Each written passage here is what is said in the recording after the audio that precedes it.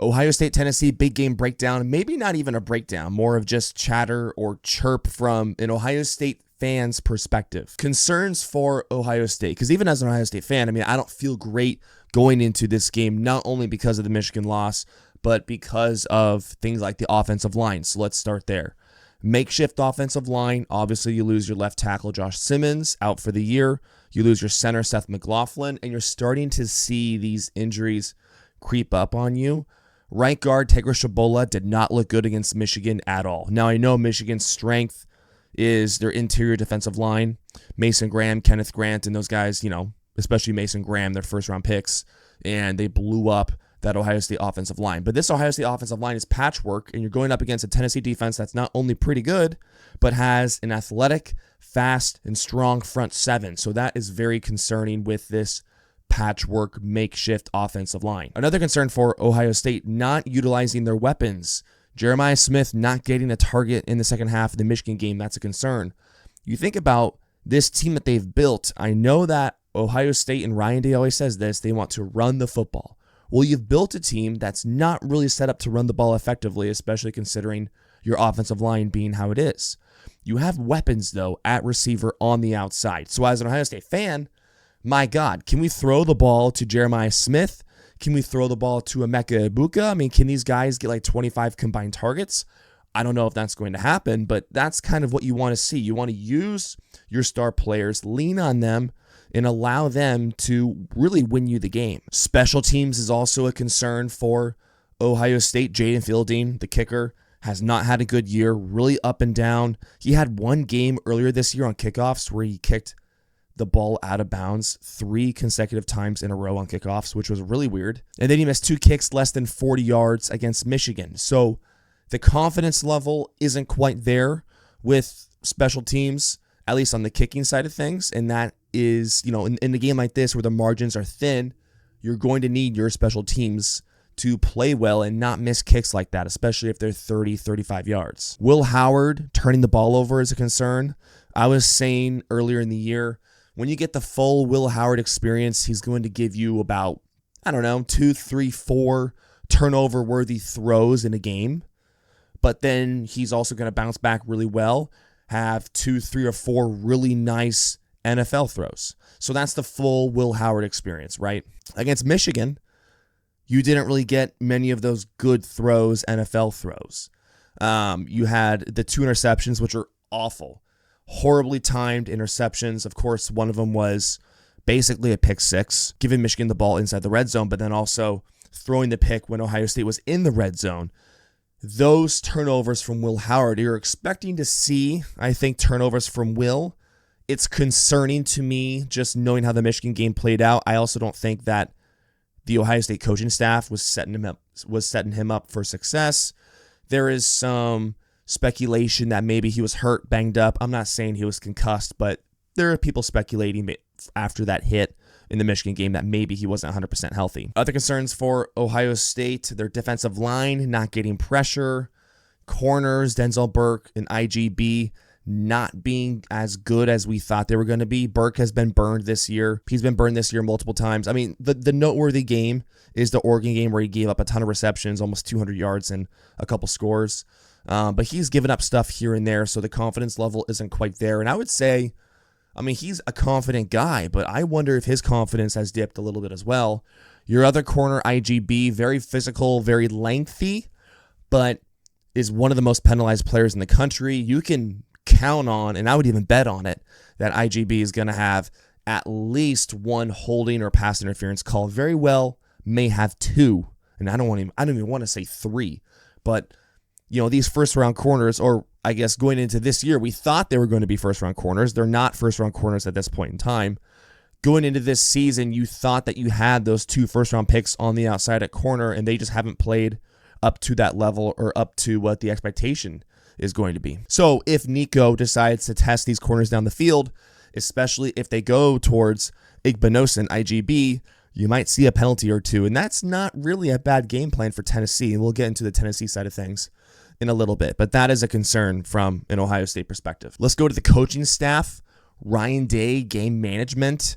There's points where you can kind of scratch your head with Ryan Day's game management, and this is his first year where Ryan Day's given up play calling, and he's the CEO, right? So he's supposed to have better control of the game, the tempo, the play on the field, his players, and that's not only game day, but also the offseason and practices and things like that leading up to the game.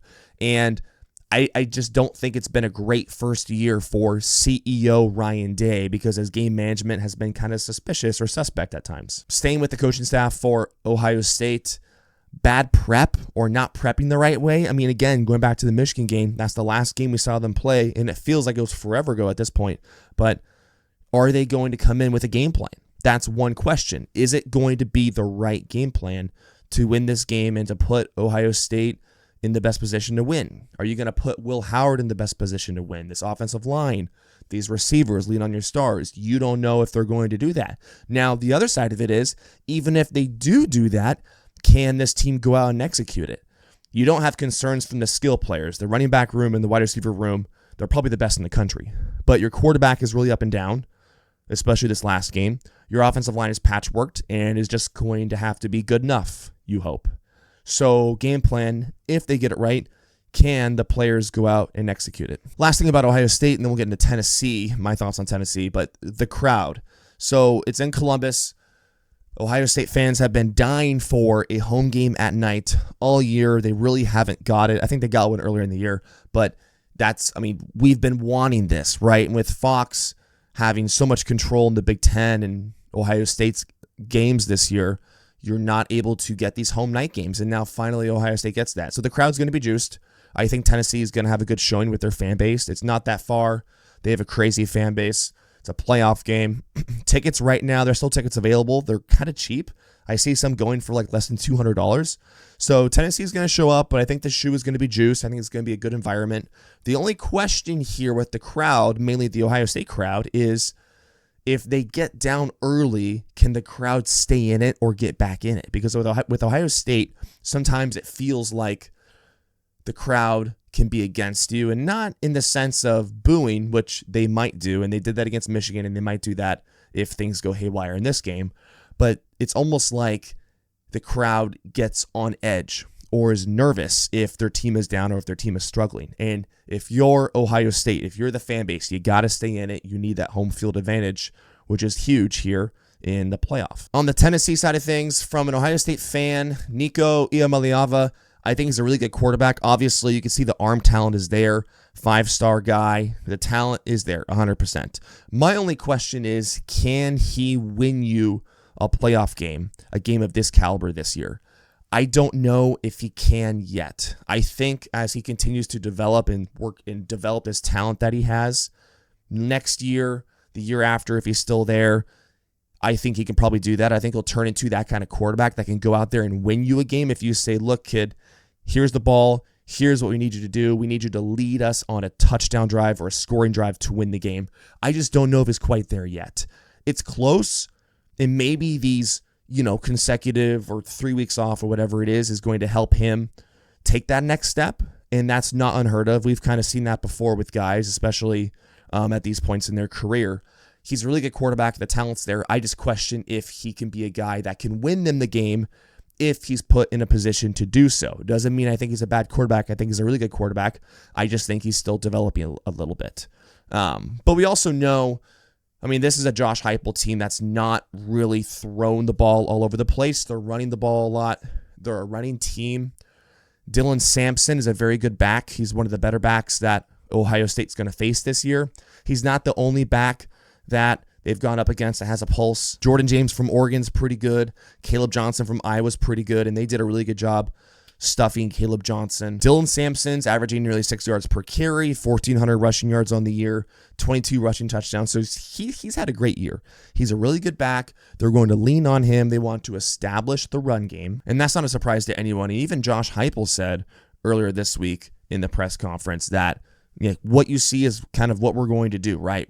We're not going to expect to do anything crazy different. Now, is that coach speak? Is he being serious? I don't know. I mean, we can debate that. I think another piece to consider on the Tennessee side, and I think it's kind of being overblown a little bit, but the fact that an SEC team has to come north in December and play a game, possibly in the snow. Even if it doesn't snow, it's going to be very cold. I mean, that aspect is going to be really cool to see an SEC team come north and play in the shoe, play a playoff game of this caliber. It's not like they're coming from Miami, Florida, right? I think sometimes people kind of make it seem like that. I think that's kind of overblown maybe a little bit. I think the edge still goes to Ohio State in a game like this. Obviously, you have the home field environment, but just being more used to and acclimated to this colder weather, I think does benefit them. Now, with that being said, Ohio State, I mean, this is not a team that generally plays well in the cold or in the snow.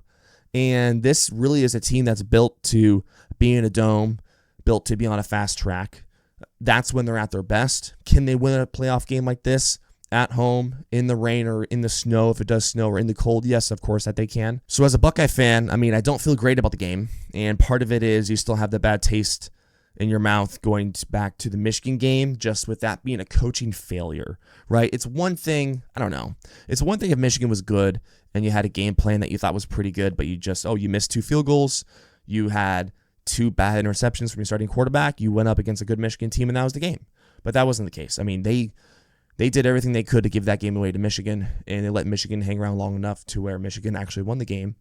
It's kind of a combination of just the coaching staff not having a ton of confidence in Ryan Day and the staff right now, Chip Kelly, the game plan, offensive line going up against this athletic Tennessee front 7 and this Tennessee defense that's pretty darn good. That probably terrifies me the most.